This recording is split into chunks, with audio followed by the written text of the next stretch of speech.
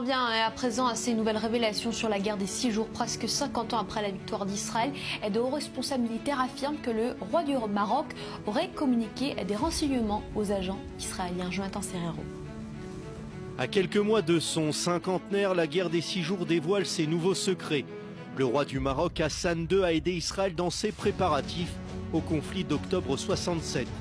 À l'origine de ces nouvelles révélations, plusieurs ex-responsables du renseignement israélien, cités par le quotidien Yediot Aharonot, tous déclarent avoir obtenu des informations décisives de la part du souverain marocain. Nous sommes en septembre 1965 et une réunion est organisée dans un hôtel de Casablanca entre les dirigeants des pays arabes.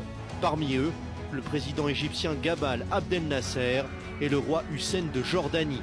Or, dans le même temps, le souverain marocain autorise en secret des agents du Shin Bet et du Mossad à séjourner dans l'hôtel. Tout un étage leur est même réservé sous le nom de code Oiseau.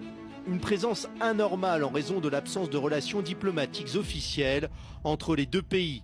Pourtant, le roi Hassan II se méfie de ses interlocuteurs égyptiens et jordaniens. Une défiance qui le pousse même à enregistrer toutes les discussions de la conférence.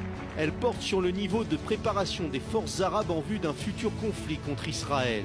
Elle met aussi en lumière l'état pitoyable des corps de blindés égyptiens et les mésententes profondes des pays voisins à Israël avec leurs alliés musulmans.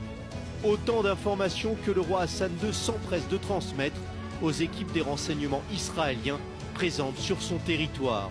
À leur retour, les agents du Shin Bet et du Mossad pensent détenir une mine d'or. Pourtant, l'état-major dirigeant de Tzahal, Yitzhak Rabin et Moshe Dayan en tête, décident de se passer de cet enregistrement.